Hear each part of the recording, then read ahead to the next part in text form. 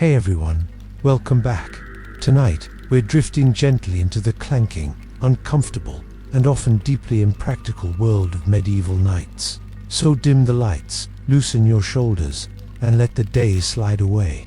If you enjoy calm history that quietly explains why everything you thought you knew is slightly wrong, go ahead and like the video, subscribe, and settle in.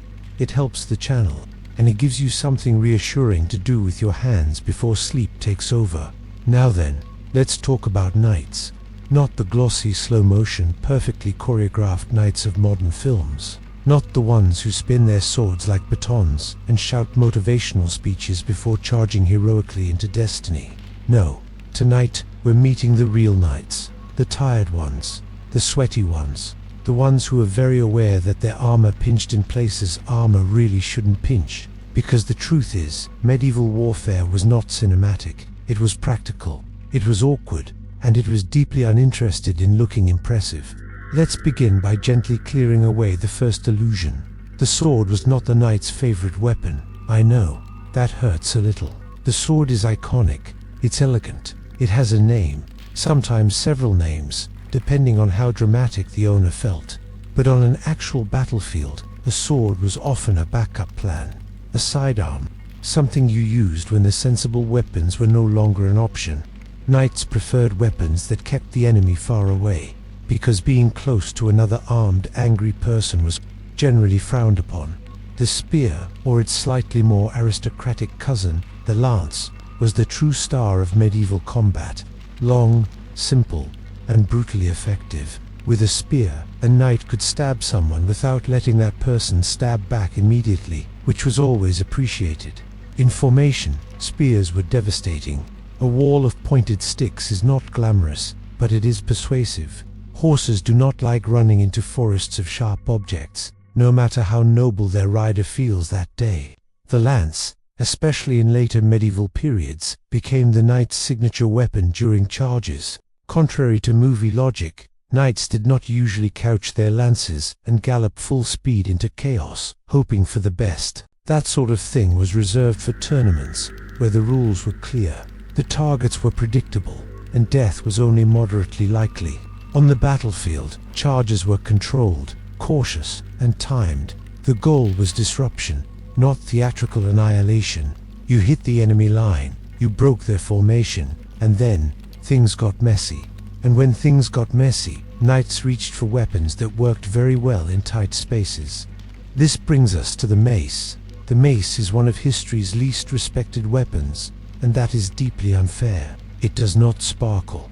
It does not sing. It does not have poetic symbolism. It is, essentially, a heavy object on a stick designed to ruin someone's afternoon. And armor. Armor hated the mace. Swords are wonderful against unarmored targets. Against plate armor, however, swords become optimistic. You could stab into gaps if you were precise, skilled, and lucky. Or you could hit very hard and hope physics did something helpful. Maces required far less hope.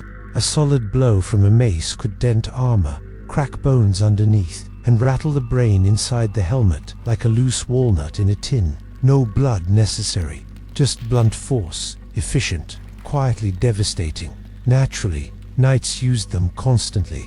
They also used warhammers, which were exactly what they sound like. One side for smashing, the other for punching through armor. Subtlety was not the goal. Now let's gently address sword fighting, since we can't avoid it forever. When knights did use swords, they did not swing them wildly like angry windmills. Swords were heavy, yes, but more importantly, tiring. A few minutes of frantic hacking would leave even the fittest warrior gasping and annoyed.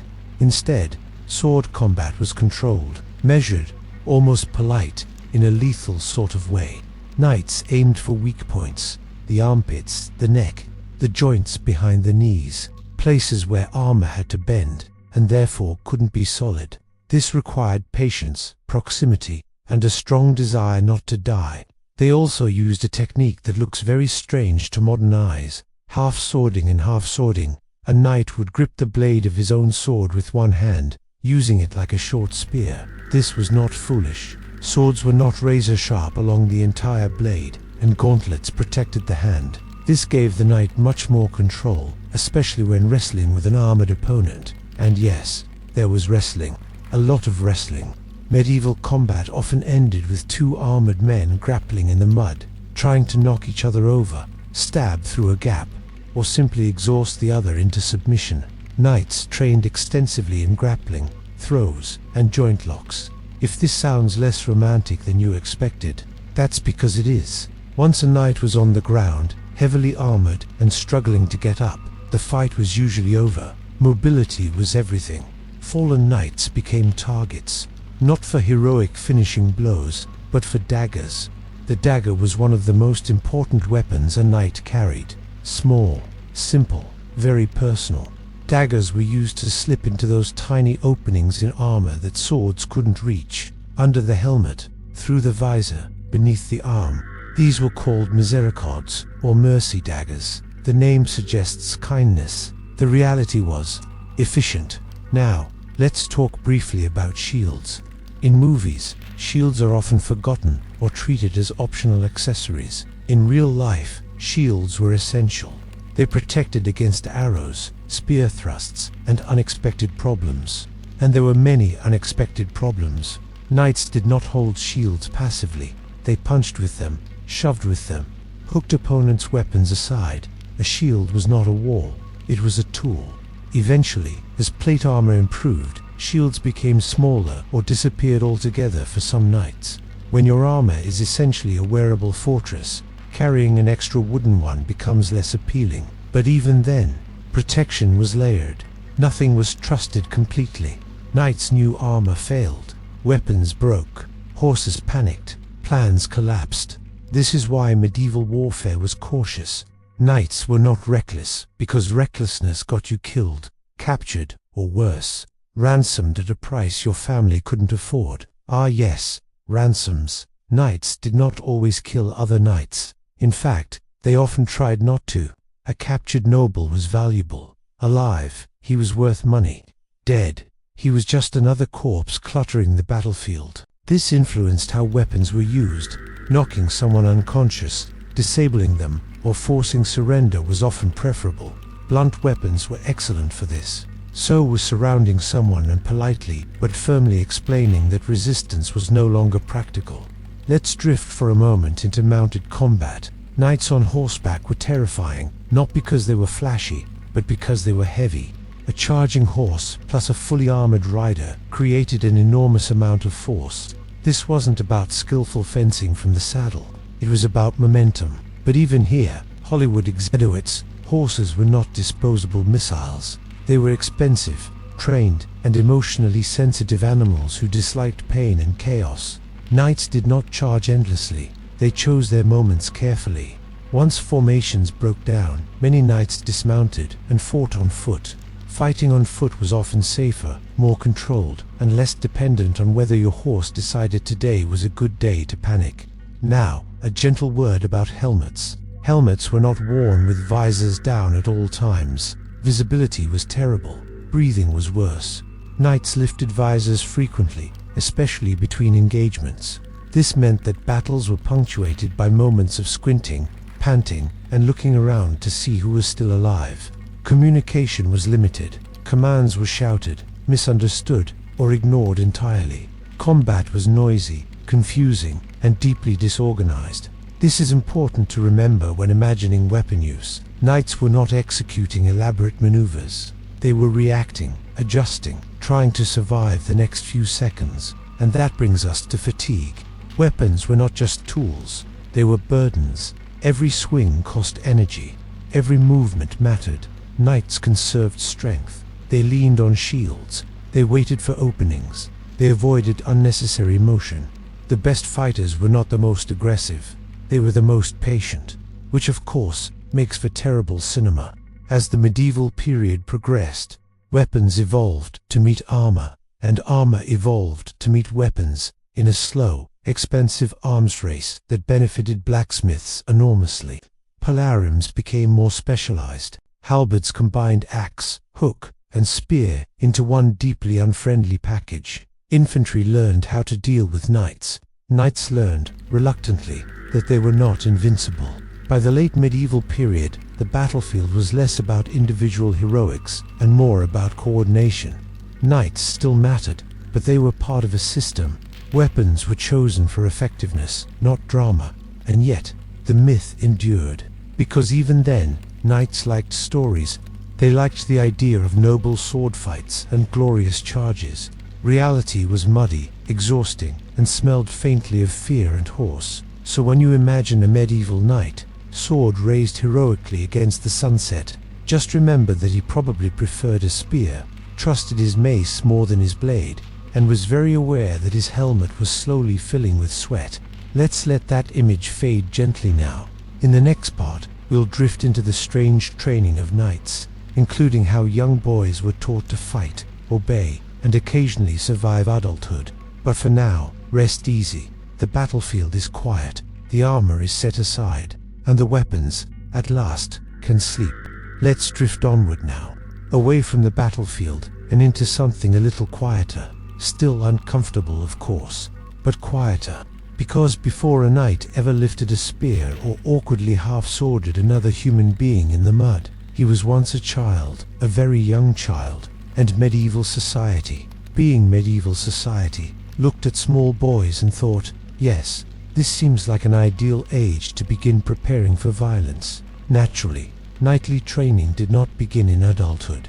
It began early, often around the age of 7, which, by modern standards, is an age when children are still negotiating with vegetables and losing shoes. In the Middle Ages, it was apparently the perfect time to start learning discipline, hierarchy, and how not to offend someone who might someday hit you with a mace.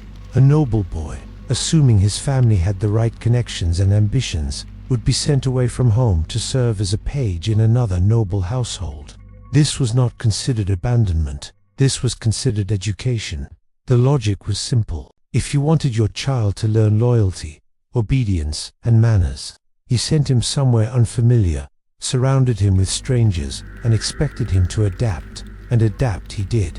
As a page, the boy learned courtly behavior, how to bow correctly, how to speak politely, how to keep quiet. This last skill was particularly important.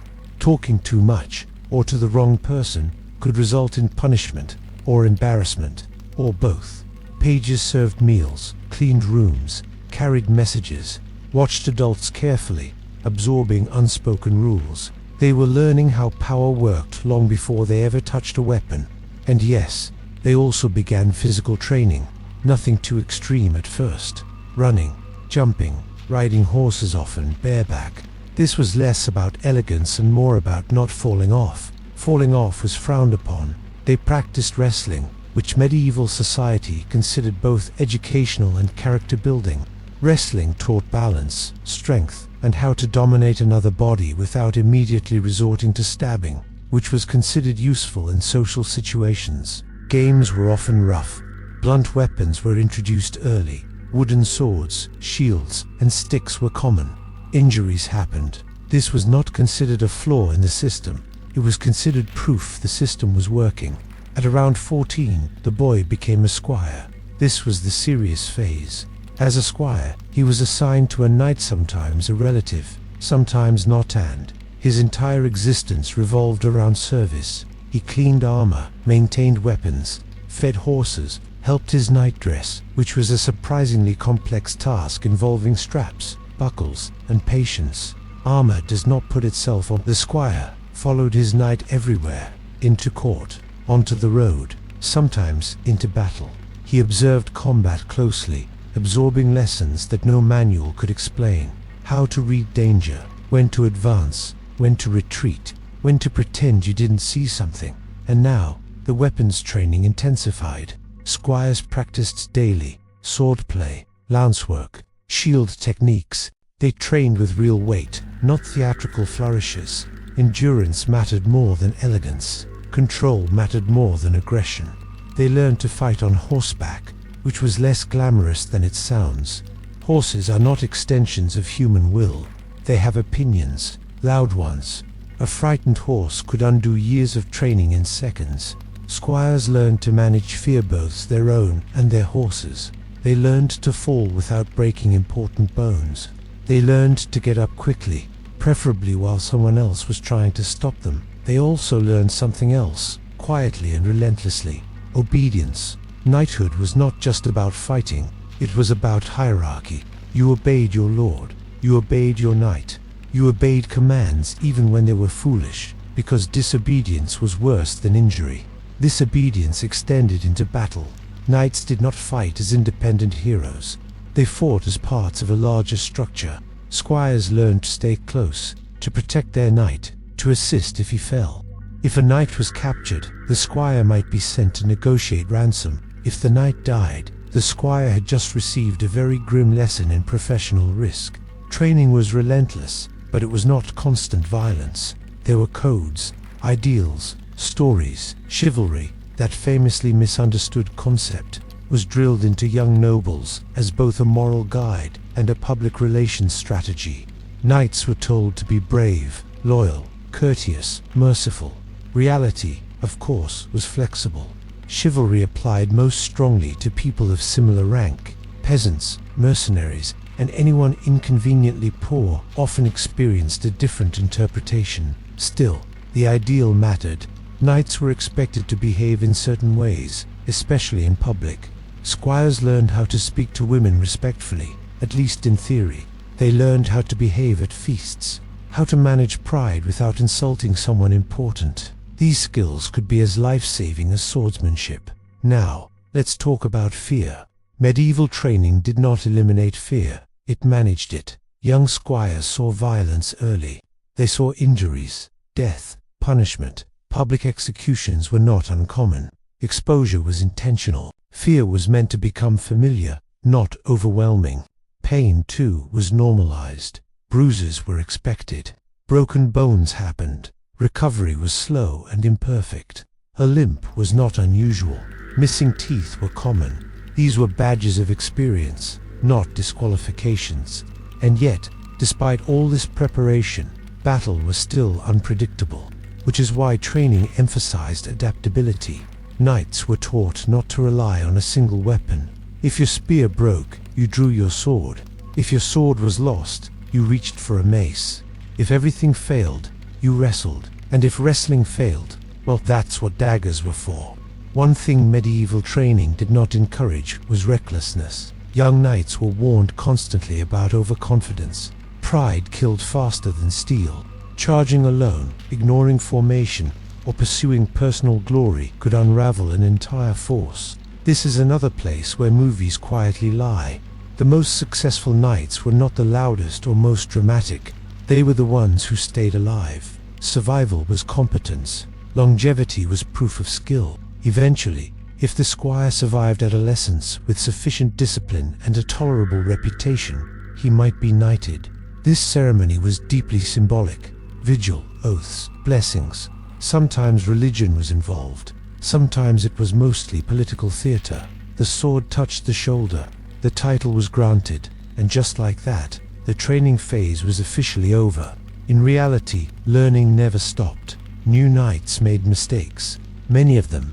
They misjudged fights, overextended themselves, trusted the wrong people, lost equipment, lost money, occasionally lost limbs. Knighthood was not a guarantee of success. It was an entry into a profession that was dangerous, expensive, and emotionally draining. Weapons broke. Armor needed constant maintenance. Horses died. Campaigns dragged on endlessly. Payment was unreliable. Glory was intermittent at best. Still, the system persisted, because it worked. Often enough, by the time a knight reached maturity, his relationship with weapons was deeply ingrained. They were not symbols, they were tools, familiar, heavy, reliable in specific ways, disappointing in others. A knight knew exactly how long he could fight before exhaustion set in. He knew how his armor moved. He knew which weapon felt safest in his hands. And most importantly, he knew when to retreat. That lesson, more than any other, was hammered into him from childhood. Survival was not cowardice. It was professionalism. So when you imagine a knight, fully trained, standing on the edge of battle, imagine not a roaring hero, but a tired, disciplined professional. Someone who had spent decades preparing for this moment. Someone who knew that the weapons would work. mostly, and that luck, as always, had the final say. Let's let that image settle. In the next part, we'll drift into the strange, often uncomfortable relationship between knights, armor, and their own bodies, including what it actually felt like to wear all that metal for hours on end. For now, rest gently. The training yard grows quiet, the wooden swords are stacked away, and the future knight, sore and exhausted, finally lies down to sleep. Let's drift onward again, slowly now, away from the training yards and into something far more personal. Because to understand how knights used their weapons, we need to understand the thing wrapped tightly around them while they did it. Armor, not the shining, spotless armor of paintings and movies, not the perfectly fitted, always comfortable suits that somehow allow acrobatics and flawless visibility. Real armor was an experience, a very specific one, and once you stepped into it, you were committed. Let's begin with a small truth that surprises people. Armor was not impossibly heavy. A full suit of late medieval plate armor usually weighed between 20 and 25 kilograms, roughly the same as modern military gear. The weight was distributed across the body, not dumped on the shoulders like a backpack. A trained knight could walk, run, mount a horse, and even roll on the ground if necessary. But comfort was not the goal. Underneath the armor, a knight wore layers. First a linen shirt, then padded garments, like the gambeson or arming doublet, designed to absorb impact and prevent chafing. These layers were thick, quilted, and very good at trapping heat, which brings us to temperature. Armor turned the human body into a slow cooker. In summer campaigns, knights overheated constantly, sweat pooled, breathing became labored. Dehydration was a serious threat long before a weapon entered the conversation. Even in cooler weather, physical exertion quickly turned armor into a personal sauna. This affected how weapons were used. Long, exhausting exchanges were avoided. Knights conserved movement. They leaned on shields. They waited. Every swing mattered, because recovery was slow when your lungs were working against layers of metal and cloth. Visibility was another issue. Helmets were protective. Yes, they also reduced vision significantly. Peripheral awareness was limited. Sounds were muffled. Voices became echoes. Identifying friend from foe could be challenging, which is why knights relied on visual markers, heraldry, colors, crests, banners. Without them, the battlefield became dangerously confusing. Killing the wrong person was not ideal, especially if that person was paying your wages. Helmets also affected balance. Turning your head required effort. Looking down meant angling your entire upper body. This made sudden movements awkward and contributed to the careful, grounded fighting style knights preferred. Now, let's talk about hands. Gauntlets were marvels of craftsmanship. Articulated metal plates allowed fingers to move while still being protected. But fine motor skills suffered. Grip strength was reduced. Precision required practice. This is one reason why weapons were designed with large grips and simple shapes. Fancy flourishes were impractical. You needed something you could hold securely while sweating and being hit. Dropping your weapon was bad. Picking it up again, while armored, was worse. Armor also changed how a knight fell. Falling in armor was not inherently deadly, but getting back up could be difficult. The weight, the restricted movement, the heat all worked against you. A knight on the ground became vulnerable very quickly. This is why so much combat focused on unbalancing opponents. Trips, shoves, grapples. Knocking someone down was often more effective than trying to cut through their armor. Once someone was down, the dagger came out. Let's pause here and address an uncomfortable truth. Armor did not make knights invincible. It made them resistant. There is a difference. A strong blow could still break bones beneath armor. Repeated impacts caused bruising, internal injuries, and exhaustion. A dented breastplate could restrict breathing. A damaged helmet could impair vision. Knights knew this. They did not trust armor blindly. They respected it, but they planned for failure. This is why backup weapons mattered so much. This is why they trained to fight without ideal conditions. This is why they avoided unnecessary risks. Armor also made mundane tasks difficult. Using the bathroom was an ordeal. Eating required partial removal. Drinking was essential and inconvenient. Scratching an itch was a distant dream. Campaign life meant wearing armor for long periods, often without the opportunity to remove it safely. Sleeping in armor happened. It was unpleasant, but better than being surprised without protection. Armor maintenance was constant. Metal rusts, straps break, buckles wear out. Every piece needed regular attention. A knight's squire worked endlessly to keep everything functional. A broken strap in battle could be fatal. This also affected weapon use. Weapons were chosen based on what worked with armor. A heavy two-handed sword required space and stamina. A shorter weapon might be preferable in close quarters. A mace was reliable, even when fatigue set in. Armor shaped fighting style. It encouraged stability, short steps, controlled strikes, close engagement, which brings us to something rarely shown. Knights did not duel for long periods. Extended one-on-one fights were rare. They were risky. Exhaustion accumulated quickly. Intervention by others was likely. Battles were collective experiences, not personal showdowns. Armor made every movement deliberate. This slowed the pace. Combat became methodical, less dramatic, more pragmatic. And when things went wrong, armor could trap you. A knight thrown into water while armored was in serious danger. Swimming was difficult. Panic made it worse. Drowning happened. It was not heroic. It was terrifying. Armor also amplified injury. A wound inside armor could go unnoticed until it became serious. Blood-soaked padding. Heat accelerated infection. Medieval medicine was optimistic. Surviving battle did not guarantee survival afterward. Despite all this, knights valued their armor deeply. It was expensive, custom-made, often passed down, decorated, personalized. It represented status, identity, and survival. A knight trusted his armor the way a modern soldier trusts equipment, not because it was perfect, but because it was the best available. So when you imagine a knight swinging a weapon, imagine the constraints, the heat, the limited vision, the weight, the fatigue. Every decision filtered through layers of metal and cloth. This context explains so much. Why weapons were used the way they were. Why fights ended quickly. Why grappling mattered. Why backup plans were essential. And why, at the end of the day, knights were often very tired men, eager to remove their armor and sit quietly somewhere, preferably without being stabbed. Let's let the armor come off now. In the next part, we'll drift into the chaotic reality of actual medieval battles. How formations broke, plans failed, and why so much of combat was about managing confusion rather than achieving glory. For now, rest. The straps are loosened, the helmet is lifted, and the knight, finally able to breathe freely, settles into a rare moment of stillness. Let's drift onward, gently now, away from the quiet moment after the armor comes off, and back into the place where all that metal, training, and preparation was meant to be used. The battlefield.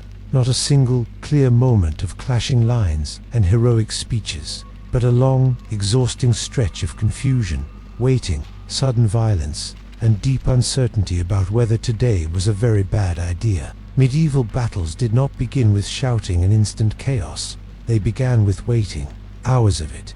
Armies assembled slowly, units gathered, commanders argued, messages were sent and misunderstood, weather was considered, terrain was inspected.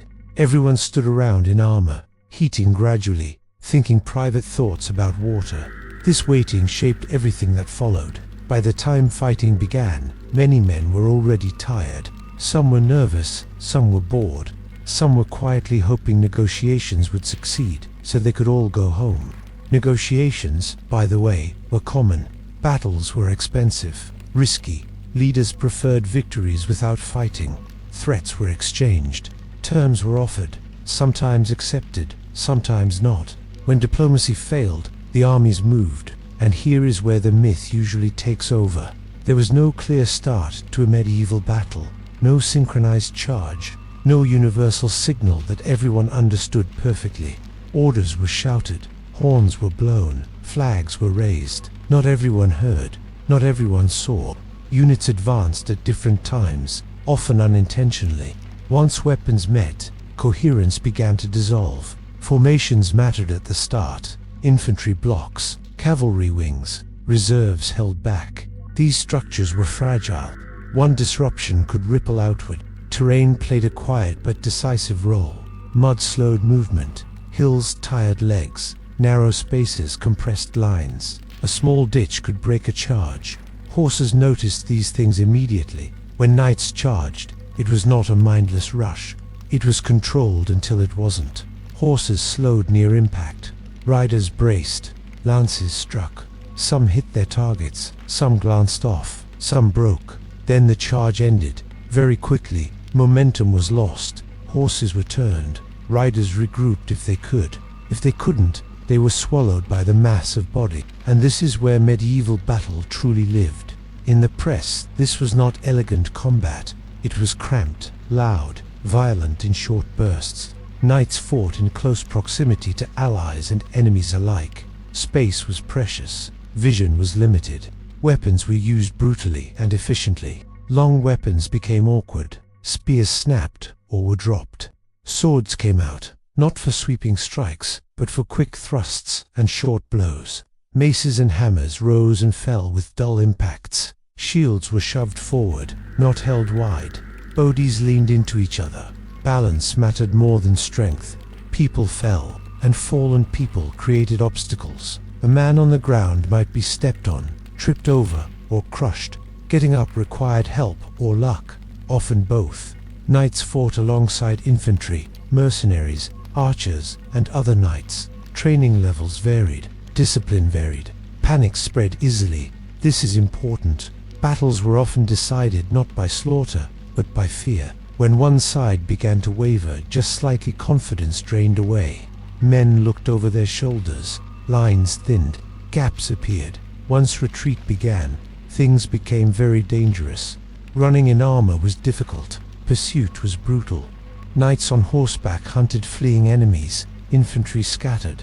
Many deaths occurred during retreat, not during the main clash. This is another reason why knights used their weapons conservatively. You saved energy for the moment it mattered most. Capturing prisoners during battle required awareness. Recognizing valuable opponents through armor and heraldry was a skill. Knights shouted offers of surrender. Ransoms were negotiated quickly, sometimes Imagine trying to negotiate while wearing a helmet, breathing heavily, and being surrounded by chaos. Medieval warfare was full of these contradictions. Violence mixed with etiquette. Brutality alongside restraint. A knight might knock someone unconscious rather than kill them, because killing was less profitable. Weapons were tools within this system, used to disable, to threaten, to force compliance. Even archers, often portrayed as distant killers, played a psychological role. Arrows disrupted formations, forced shields up, made advancing terrifying. Knights did not enjoy being shot at. No one did. Armor protected against many arrows, but not all. And even when it worked, the impact hurt. Bruising accumulated. Morale suffered. Commanders struggled to control events once fighting began. Messages failed. Signals were lost. Decisions were made based on incomplete information. Victory was often recognized, not by a clear moment, but by realization. The enemy is leaving. The field is emptying. We are still here. That was enough. Afterward, the battlefield was quiet, not peaceful, just still. Wounded men cried out. Others lay silent. Armor was stripped. Weapons were collected. Bodies were searched. Mercy varied. Knights searched for comrades, counted losses, looked for captives, thought about ransoms, thought about survival. Weapons that had been so carefully chosen now lay scattered. Broken spears, bent swords, bloodied maces. The romance evaporated quickly. Battles left scars, physical and emotional. Some knights fought dozens of engagements.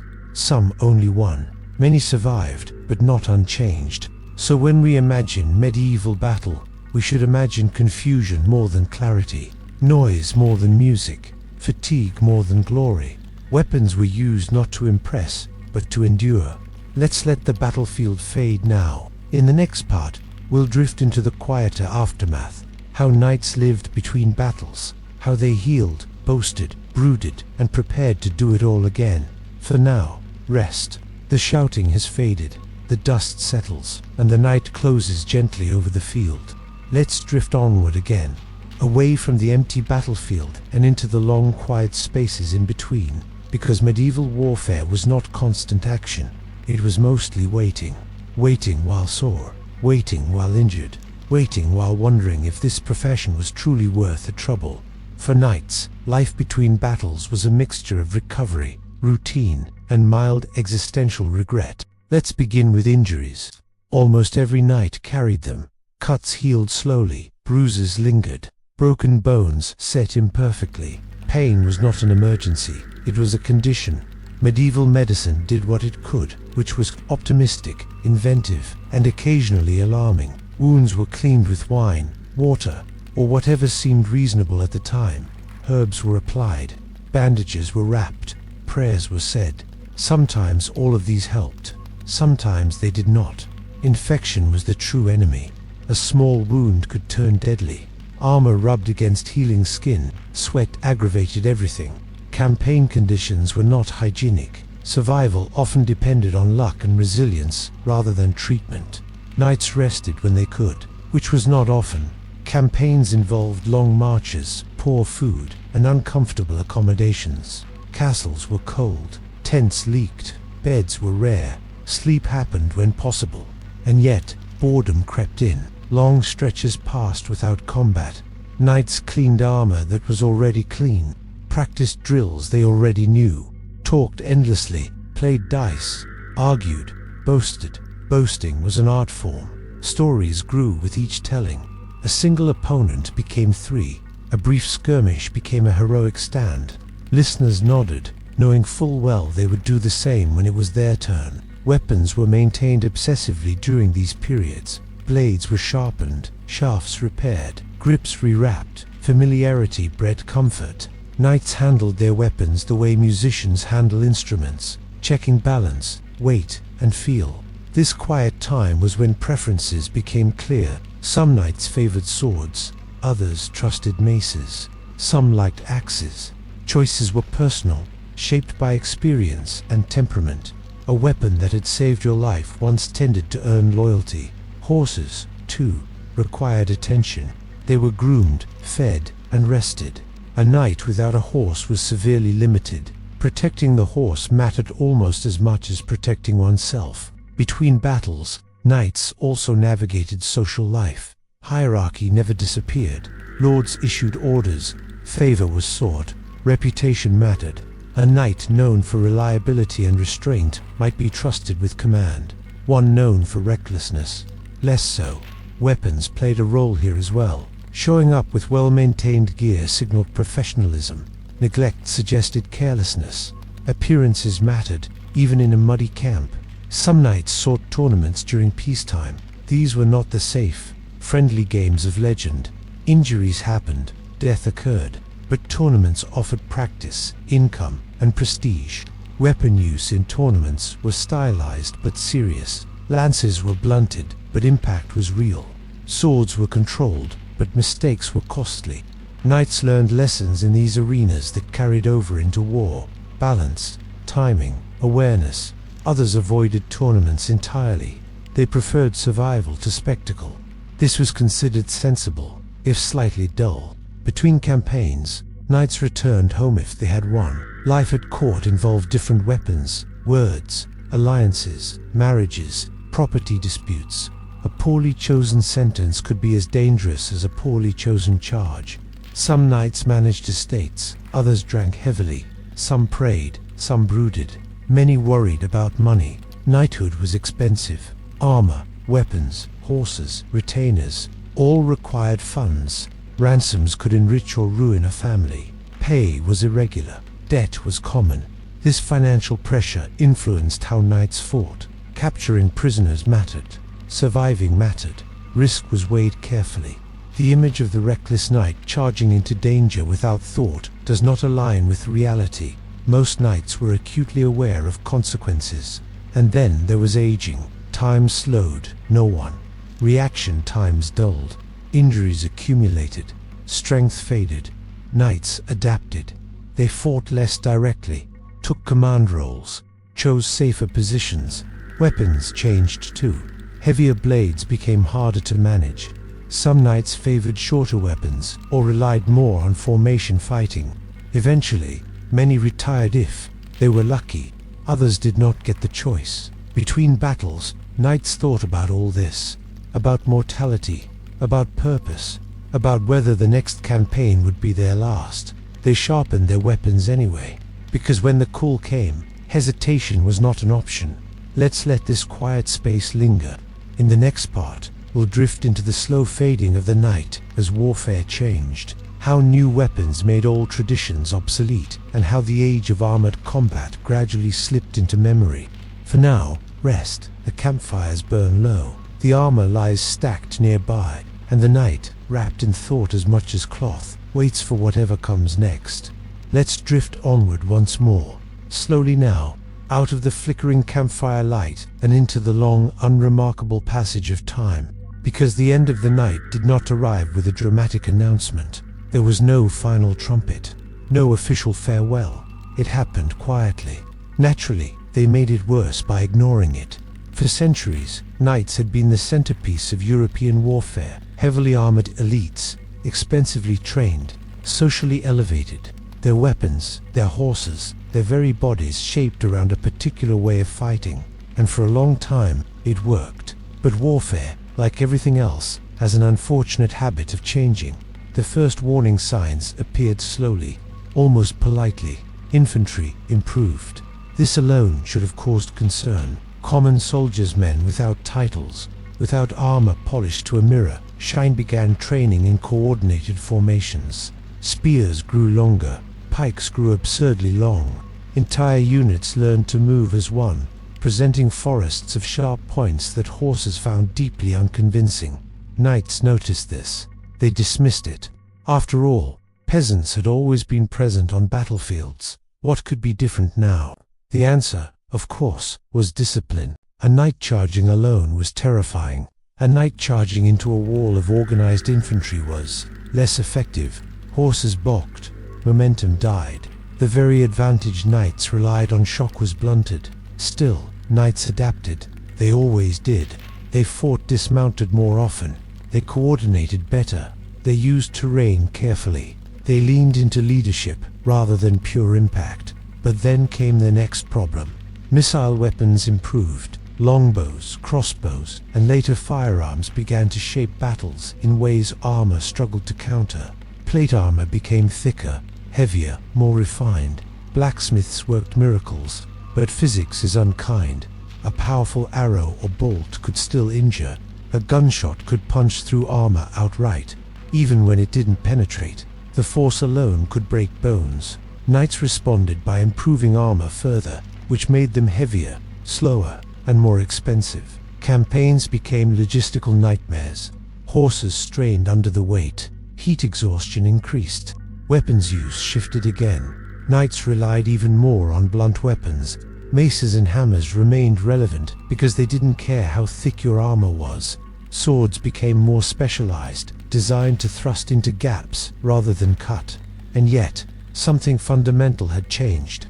The battlefield was no longer centered around individual prowess. It was about units, formations, firepower, coordination. Knights were still dangerous, but they were no longer decisive on their own. A single armored elite could not break an army trained to resist him. This caused discomfort.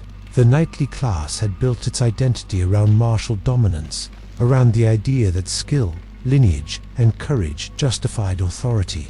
Watching that authority erode was not easy. Naturally, some blamed moral decline, others blamed cowardice. Many blamed peasants for failing to behave properly and die when charged. Few blamed technology. Firearms deserve a quiet, understated mention here. Early guns were inaccurate, slow, and unreliable. Knights mocked them. Loud toys, smoke-belching nuisances, hardly honorable.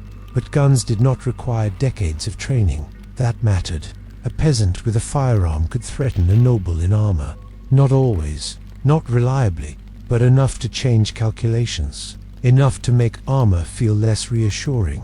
Knights did not disappear overnight. They adapted again. They became officers, commanders, leaders of mixed forces. Their weapons mattered less than their experience. Their armor became symbolic as much as practical. Some knights still charged gloriously. Some died doing so.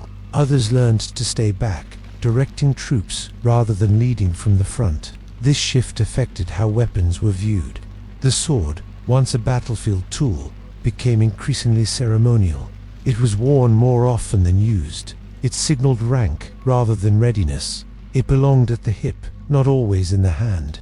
Maces lingered longer, practical, unpretentious, still useful against armor, still quietly effective. But even they faded as warfare moved toward ranged combat and disciplined formations. Knights began to spend more time thinking than fighting.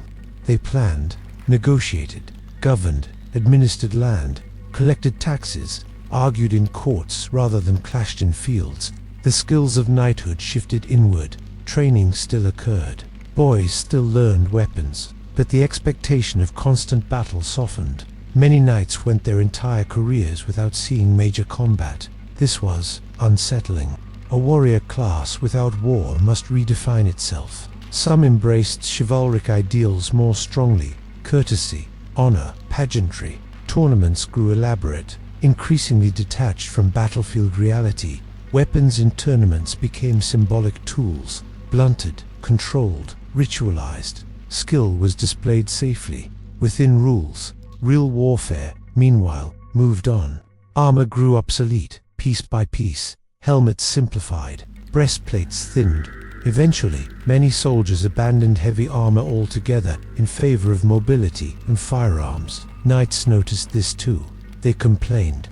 Armor had once been protection, now it was a burden. Weapons that had once defined them now hung unused, and yet they held on.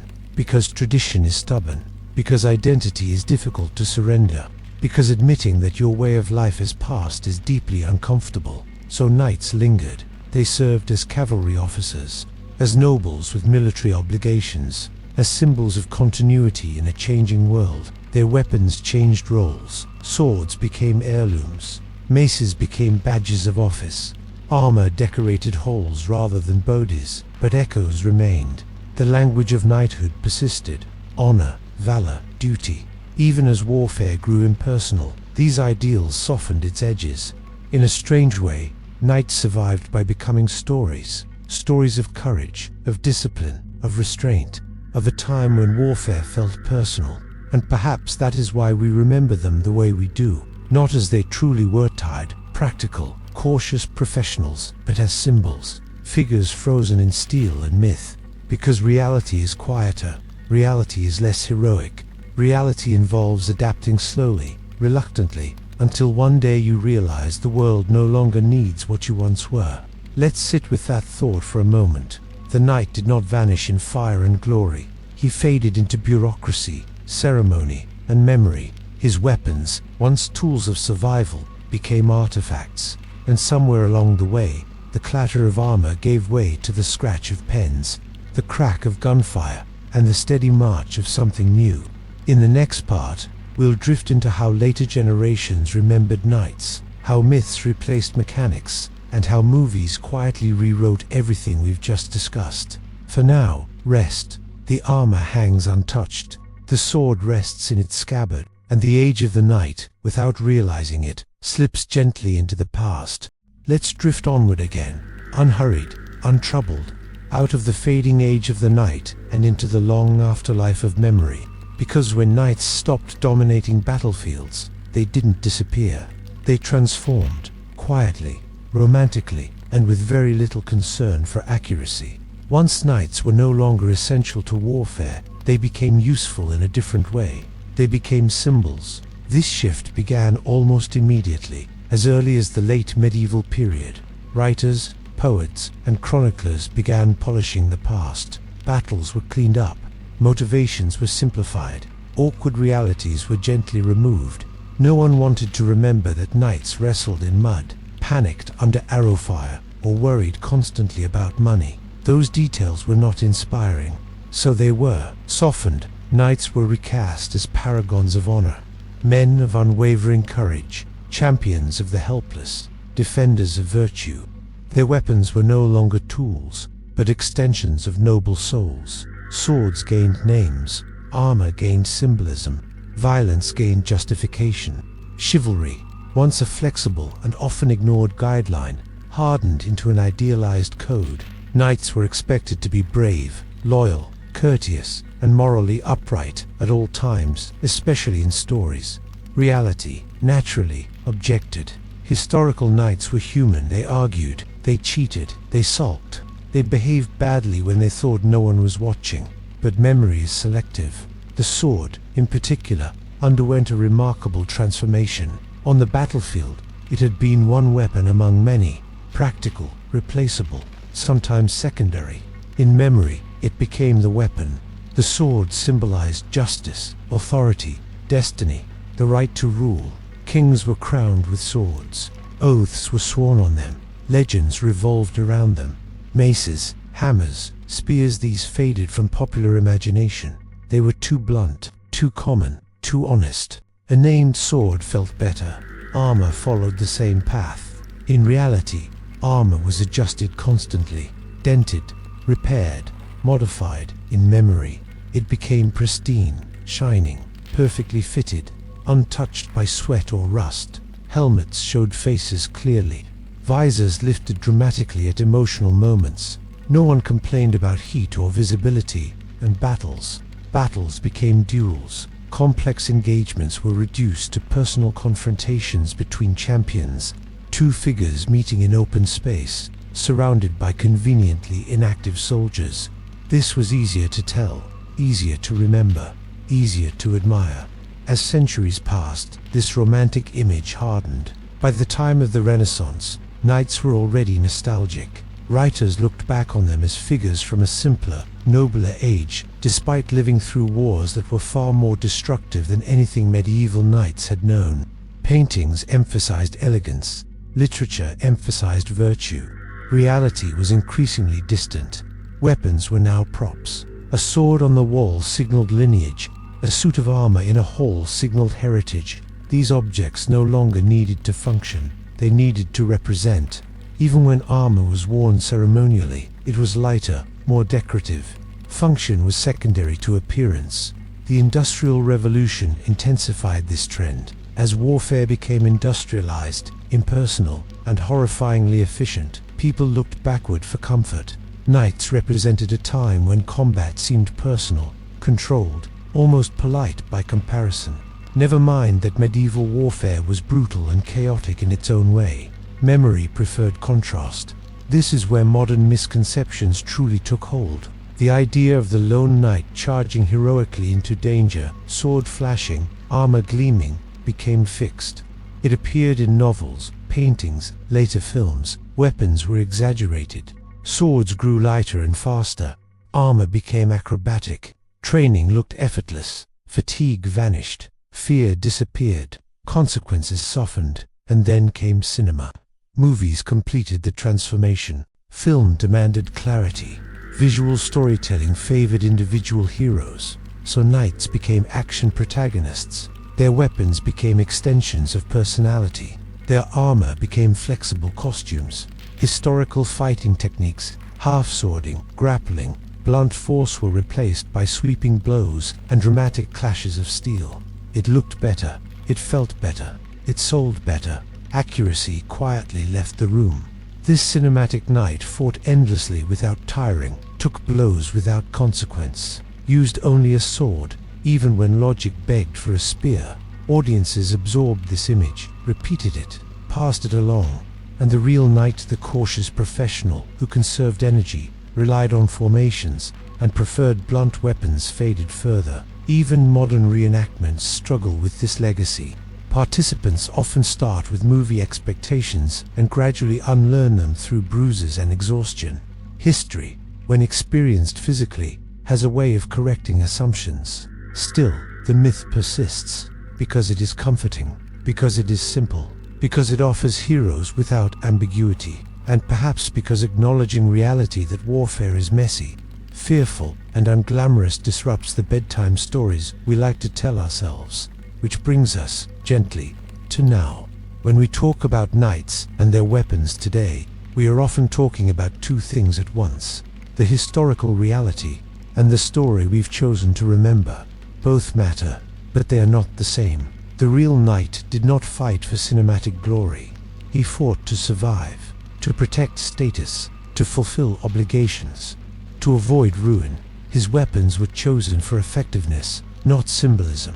The remembered knight fights for ideals. His sword shines. His armor never overheats. His story ends cleanly. Let's let that contrast rest for a moment. In the final part, we'll drift into a quiet reflection on why these myths endure and what they say about us, rather than about the knights themselves. For now, rest. The stories are told. The armor gleams in imagination, and somewhere beneath the legend, the tired knight waits, largely misunderstood, but still quietly present in the past. Let's drift into the final stretch now, slowly, comfortably. No urgency, no clashing steel, just a quiet settling of thoughts, like dust after a long day. Because by now, the knight has left the battlefield. He has left the training yard. He has even left history, and yet he hasn't left us. That is the curious thing. For people who are often uncomfortable, frightened, financially stressed, and chronically exhausted, knights have enjoyed an extraordinarily successful afterlife. We still talk about them. We still imagine them. We still reach for their symbols when we want to talk about honor, courage, or duty. So let's gently ask why. Part of it is simplicity. The real medieval world was complicated. Loyalties overlapped. Motivations conflicted. Violence was rarely clean or justifiable in hindsight. Knights fought for lords who fought for land that peasants worked and rarely benefited from. That is not an easy story to hold at bedtime, so memory simplified it.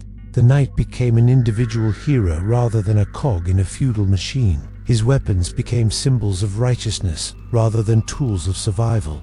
His armor became identity rather than equipment. In stories, knights know who they are. That certainty is appealing. Real life, then and now, rarely offers such clarity. Another reason we cling to knights is control. Medieval combat, at least as imagined, feels contained. Two sides. Visible weapons, personal risk. You see who threatens you. You face them directly. Modern violence does not offer that comfort. It is distant, mechanized, impersonal, anonymous. The knight stands close to danger. He looks it in the eye. He survives or doesn't by his own actions. This makes him feel understandable, even admirable, regardless of historical truth. His weapons are held in the hand, not launched from miles away, not hidden behind walls. That intimacy feels human. There is also nostalgia at work. Not nostalgia for the medieval world itself. Few would enjoy the disease, inequality, or dentistry, but nostalgia for the idea of meaning. Knights, as remembered, fight for something clear, a lord, a cause, a code. Even if the code was flexible in practice, the idea of it comforts us. In a world where meaning often feels negotiated, fragmented, or deferred, the image of someone living and dying by a simple set of values is soothing. Never mind that those values were often inconsistently applied. Never mind that knights broke their codes whenever it suited them. Myth does not concern itself with footnotes. Another reason knights endure is that they allow us to admire violence without confronting its cost. A sword is clean. A duel is contained. Armor hides injury. The reality mud, infection, panic, screaming disrupts the fantasy. So we quietly remove it. This is not unique to knights. Every age does this with its past. We polish what frightens us until it feels safe enough to admire. Knights simply lend themselves to the process particularly well. They wore uniforms, they carried symbols, they left behind objects we can display. A sword in a museum case looks noble. It does not bleed, it does not shake, it does not hesitate. We project onto it what we want to see, and perhaps most importantly, knights give us permission to rest. Think about how often knight imagery appears in bedtime-adjacent spaces. Stories, games, .com, documentaries, even children's books. They represent danger that has already passed. The knight belongs to a finished world. His struggles are resolved. His battles are over. He cannot surprise us anymore. That makes him safe. You can listen to a story about knights while falling asleep because nothing in that story can reach out and touch you now. Even their weapons are quiet. A sword does not explode. A mace does not echo. Armor clinks softly, predictably. There is a rhythm to it, a steadiness. And that steadiness is what we're really drawn to. Not the violence, not the glory, but the sense of order. The real knight lived without that order. His life was uncertain, precarious, and often short. He adapted constantly. He worried, he endured. But the remembered knight stands still. He is fixed in posture, in story, in time. His sword is always ready. His armor always fits. His purpose is always clear. So when we talk about how knights use their weapons and how movies get it wrong, we are really brushing up against something deeper. We are confronting the difference between reality and comfort. The real knight teaches us about survival, adaptation, and limits. The imagined knight reassures us that skill, courage, and identity are enough. Both have their place. But tonight, as we let this story fade, it's worth remembering the quieter truth. That the medieval knight was not a symbol trying to become human. He was a human trying to survive systems larger than himself. His weapons were not expressions of destiny. They were responses to very practical problems. He trained not to look impressive, but to last. He fought not to be remembered, but to see another morning. And somehow, despite all that, he became legend anyway. Not because he wanted to, but because we needed him to. So let's leave him gently now. Not charging, not victorious, just resting. The armor is set aside. The weapons are quiet. The stories have done their work. If you've stayed with me this far, thank you for letting this history drift alongside you. If you enjoy calm, honest history meant for rest, you know what to do. Subscribe, like, and return whenever the night feels long. For now, sleep well. The past is settled, and nothing more is required of you tonight.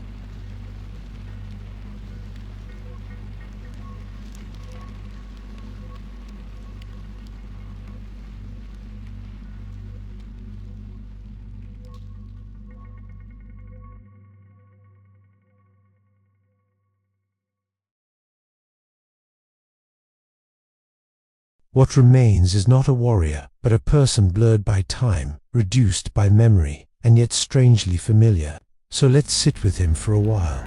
Imagine a knight at the end of his career, not fallen heroically in battle, not immortalized in song, just older, slower, still alive. This was far more common than legends admit. He wakes earlier than he used to, because age does that. His joints ache before the weather changes. Old injuries speak up without invitation. Knees stiffen. Fingers don't quite close around objects the way they once did. His sword still hangs nearby. He doesn't use it much now. It's heavier than he remembers, or perhaps he's lighter. Either way, the balance feels different. He picks it up occasionally, more out of habit than necessity. A hand remembers things the body no longer wants to perform.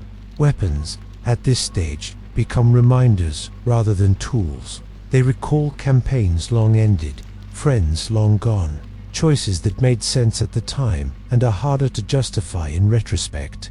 They remind him of moments where luck intervened and moments where it didn't. He thinks about training, how early it began, how little choice he had, how natural it once felt to be preparing for violence as a way of life.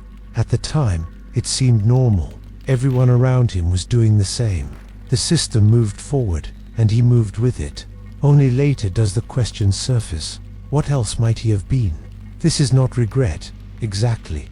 Regret is too sharp.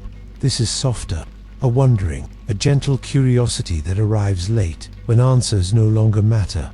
He remembers battles not as clear narratives, but as fragments, noise, heat, weight.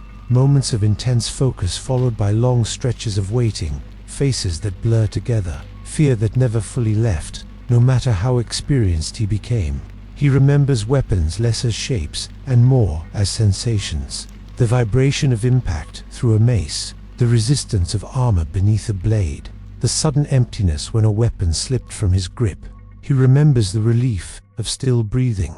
Between battles, he remembers boredom more vividly than glory.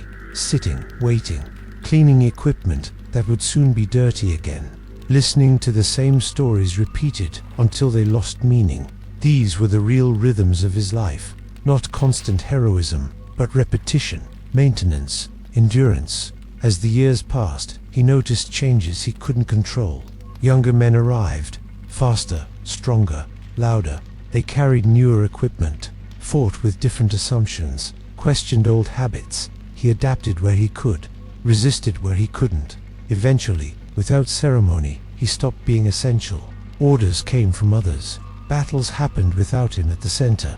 His role became advisory, symbolic, respectful, but distant. This, too, happened quietly. Knighthood did not end for most men in a blaze of drama. It faded into responsibility, administration, and memory.